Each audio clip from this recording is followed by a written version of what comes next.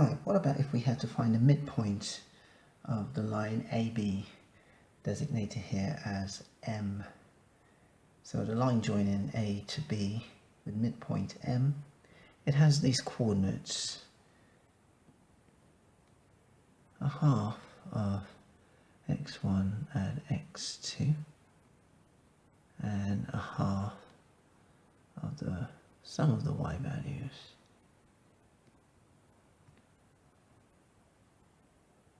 So let's go ahead and find the coordinates of M.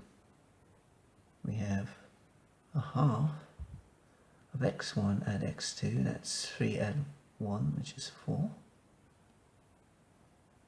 And the next coordinate is a half of 5 add 1, which is 6, which gives us 2, 3.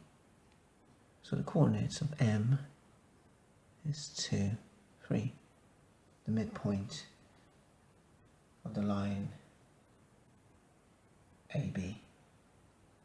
Thanks for watching this video. My name is Alistair. I'll see you on the next one. Bye for now.